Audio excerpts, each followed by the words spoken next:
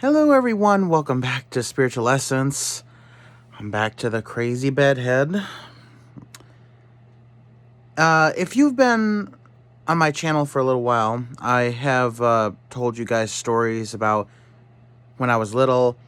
Me and my family went ghost hunting before. And this, I had to be about 7 or 8 years old, I believe, was around that time frame, maybe 10. We went to quite a few places locally, not too far, never hours away, maybe an hour if most, around Michigan. And of course, it was always fun, a fun little experience. But eventually I stopped going because I was getting too scared, and my sister, she took every opportunity to try and frighten me. It's a bitch. But yeah, eventually I stopped going because I was a little kid and I was scared, and a lot of the places we went to were very dark and scary, and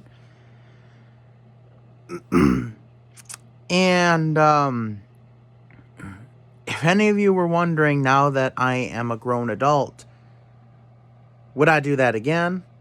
Would I go ghost hunting? I think knowing what I know now about the spirit world and paranormal activity, I would say no. Of course, it's funny. I will watch all kinds of documentaries and films about real paranormal activity and spooky stuff. Like, I like the YouTube channel Nuke's Top 5s. That is really neat. I do like all the paranormal videos out there. It's an interest of mine, and it's still interesting to me. However, I've now come to understand how potentially dangerous it was. Well, for one, talking about physical dangers, like when you're going to a lot of these abandoned places, of course, you're working with abandoned structures. You can have something potentially fall on you, and of course, because it's abandoned, no one's going to be around to help. And if you're really hurt, you might become the very thing you've been hunting, ghost. Now, I didn't go at the time, but we did go to an old hose factory in Salem, Michigan. The one time that I did go, I did not get out of the car because it was like down a dirt road, wooded area. But family members of mine, they did go a second time, and they actually went into the decaying structure, which was potentially dangerous.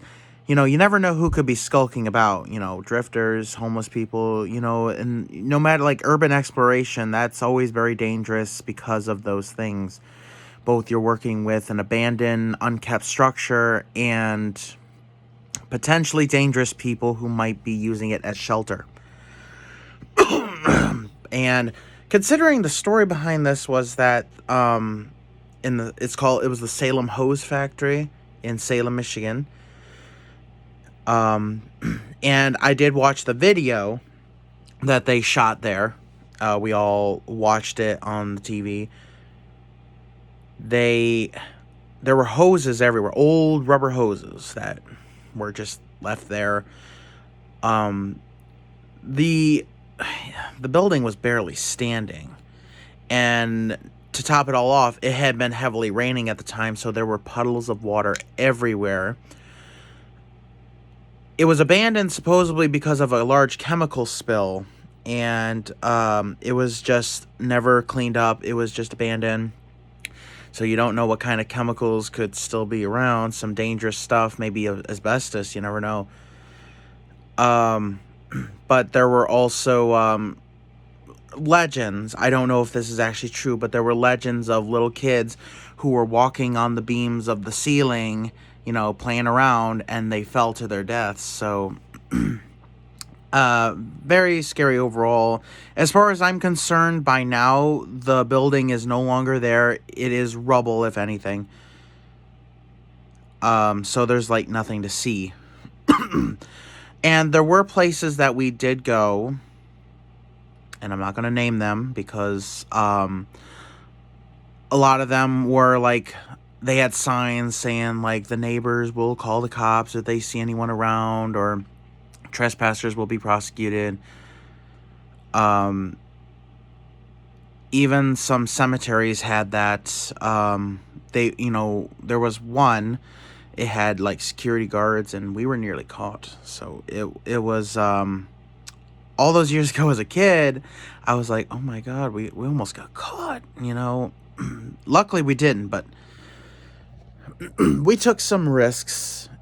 And the physical dangers are bad enough, but there's also the spiritual dangers as well.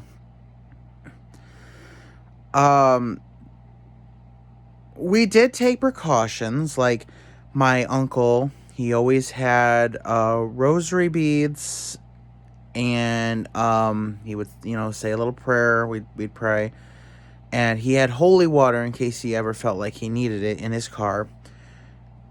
And I think he also carried around with him a Bible too. But not only that. So whenever we went to a supposedly haunted place, which was all of them, afterward we go to a 7-Eleven, get Slurpees, and also because if a ghost did follow us, it would follow us to the 7-Eleven and stay there and not go home with us. That was our logic there. Which I do believe it's true, because if you merely go to a haunted place from that place to your home, and something follows you, you're fucked. They're going to get in. But if you go to another place, then they're most likely going to attach themselves to the first place you go. So technically that was logical in my opinion. However, there was also the possibility of a spirit going home with someone who entered that establishment. So that wasn't so nice of us, but what are we going to do? The risk of spiritual attachment is very real.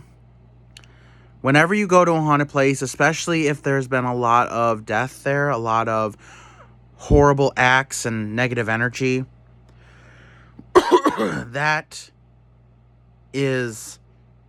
a big risk. You don't want to take that, especially if it's a demonic entity that is trying to attach itself to you, because that's even harder to get rid of. That alone is just... I wouldn't. Number one, you should never go alone when you go ghost hunting. In the daytime, that's different. Spiritual activity is not as high in the daytime as it is at night. So you are safer in the daytime than you are at night going alone. And if not just for the spiritual activity, then also for, people who are up to no good. And of course, if you are in an abandoned structure that is unstable, then of course there's those risks as well. But even if I did find a group that wanted to go, I don't think I would. Despite me knowing how to properly cleanse property, how to deal with spirits, and all the knowledge that I know, I don't think it's worth the risk. I do find it interesting to watch, if people want to go ghost hunting and film it and put it on YouTube and say, hey, watch our investigation. I'll watch it, and that's their choice.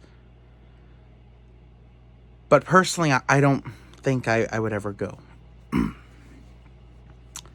Especially to places that supposedly have extremely dark spirits or a lot of negativity, a place maybe where a lot of murders took place or tragic, violent deaths.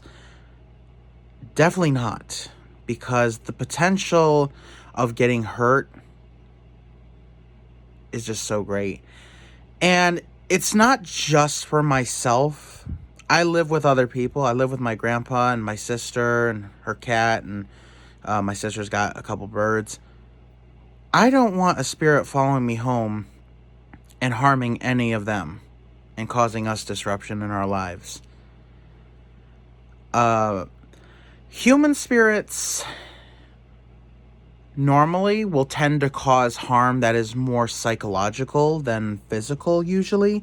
But if they are very negative spirits, then that could ramp up over time.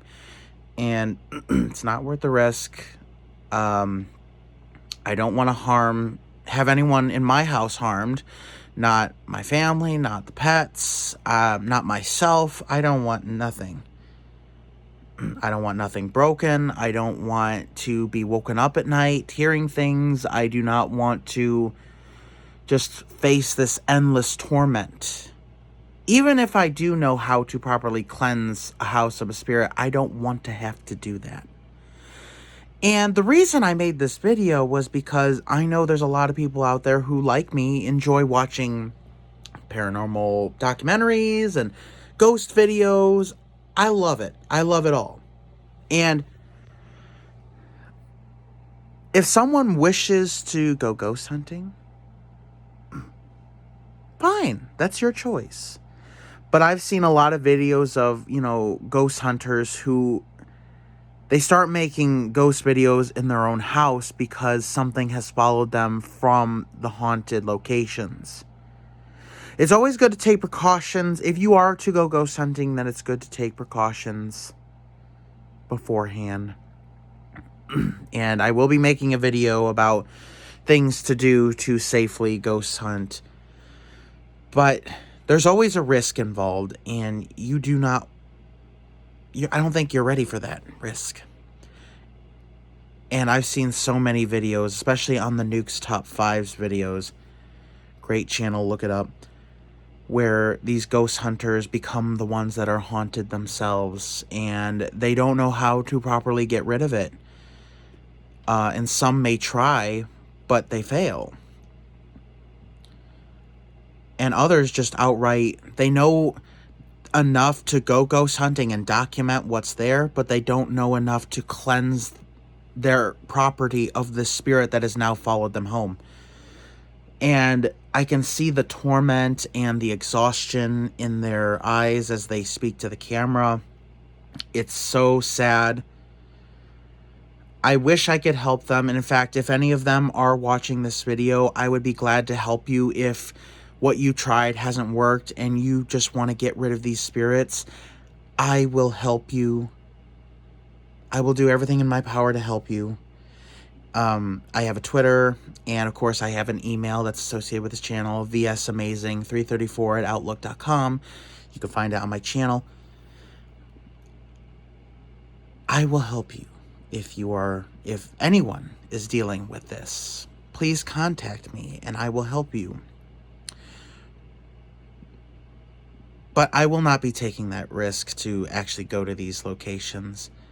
It seems all fun at first. It's a little adventure, a little bit of dark mystery. And then things get serious real fast and nothing's ever the same. So, in essence, I am making this video to help warn people about the potential dangers of ghost hunting, and also the things you could face and the risks that are involved all around, not just spiritual but physical as well. Be careful out there, guys, whether it's just urban exploration or ghost hunting. Be careful. Alright, thank you guys so much for watching. Please subscribe. Don't forget to hit the bell button so you don't miss any of my future uploads. And be safe, be well, be prosperous.